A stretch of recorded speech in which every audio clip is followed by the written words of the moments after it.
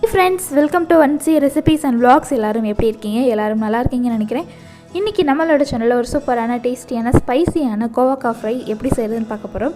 இந்த ரெசிபி எல்லா சாதத்துக்கும் சைடு டிஷ்ஷா வச்சு சாப்பிடுறதுக்கு ரொம்ப நல்லா இருக்கும். இந்த வீடியோ பார்க்குறதுக்கு முன்னாடி நம்ம சேனலை இன்னும் நீங்கள் சப்ஸ்கிரைப் பண்ணல அப்படின்னா சப்ஸ்கிரைப் பண்ணிக்கோங்க. கூடவே பெல் ஐகானையும் கிளிக் பண்ணிக்கோங்க. இப்போ இந்த ரெசிபி பண்ண ஸ்டார்ட் பண்ணிடலாம். அடுப்பில் ஒரு கடாய் வச்சுருக்கேன். கடாய் நல்லா ஹீட் ஆன பின்னாடி அதில் 2 டீஸ்பூன் அளவு ஆயில் ஆட் பண்ணியிருக்கேன். ஆயில் நல்லா சூடான பின்னாடி அதில் கடுகு உளுந்து ஆட் பண்ணிக்கலாம். கடுகு உளுந்து நல்லா ஃப்ரை ஆகிட்டுருக்கு. கடுகுவோட வெடிப்பு சவுண்டு கேட்டுட்ருக்கு பாருங்கள். இந்த டைமில் காஞ்ச மிளகாய் வத்தல் 2 ஆட் பண்ணிக்கலாம். கூடவே கழுவி வச்சுருக்கிற கருவேப்பிலையும் கொஞ்சம் ஆட் பண்ணிக்கலாம். இப்போது தாளிக்கிறதுக்கு தேவையான எல்லா இன்க்ரீடியண்ட்டும் ஆட் பண்ணியாச்சு. இது கூட கொஞ்சம் வெங்காயம் சின்னதாக கட் பண்ணி போட்டும் ஃப்ரை பண்ணி போடலாம். வெங்காயம் இல்லாட்டி ஃபைனலாக தேங்காய் துருவலும் ஆட் பண்ணிக்கலாம். இந்த ரெண்டும் ஆப்ஷனல் தான். இப்போது நம்ம கட் பண்ணி வச்சுருக்கிற கோவக்காயை அதில் ஆட் பண்ணி ஆயிலில் கொஞ்சம் நேரம் ஃப்ரை பண்ணிக்கலாம். கோவக்காயை இந்த மாதிரி நீளமாக ஃப்ரை பண்ணோம் அப்படின்னா நமக்கு டைம் ரொம்ப சேவ் ஆகும்.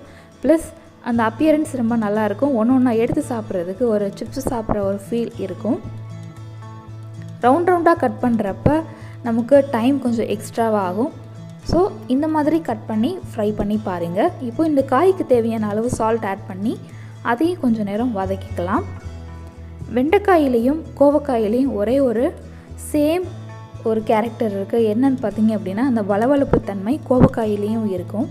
கொஞ்சம் நேரம் வதக்கிட்டோம் அப்படின்னா அந்த வளவளப்பு தன்மை போயிடும். இப்போது 1/2 டீஸ்பூன் அளவு மஞ்சள் தூள் ஆட் பண்ணியிருக்கேன். மஞ்சள் தூள் ஆட் பண்ண பின்னாடி கொஞ்சம் நேரம் வதக்கிக்கலாம்.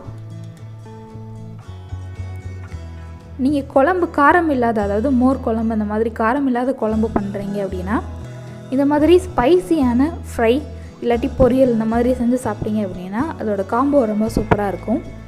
இப்போது இந்த ஃப்ரைக்கு தேவையான அளவு மிளகாய் தூள் ஆட் பண்ணியிருக்கேன். நான் வந்து 2 டீஸ்பூன் அளவு ஆட் பண்ணியிருக்கேன். நீங்கள் காரம் ரொம்ப சாப்பிட மாட்டீங்க அப்படின்னா கொஞ்சம் கம்மி பண்ணிக்கோங்க. மிளகாய் தூள் ஆட் பண்ண பின்னாடி கொஞ்சம் நேரம் வதக்கிக்கலாம்.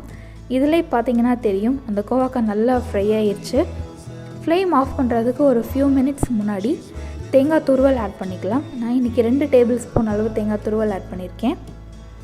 இப்போ தேங்காய் துருவல் ஆட் பண்ணி நல்லா ஃப்ரை பண்ண பின்னாடி ஃப்ளேம் ஆஃப் பண்ணியாச்சு. நம்மளோட சுவையான கோவக்காய் ஃப்ரை ரெடி ஆயிடுச்சு. இந்த ரெசிபி நீங்களும் ட்ரை பண்ணி பாருங்கள். இந்த வீடியோ பிடிச்சிருந்துச்சு அப்படின்னா இந்த வீடியோக்கு ஒரு லைக் கொடுங்க. தேங்க்யூ ஃபார் வாட்சிங். Have a great day.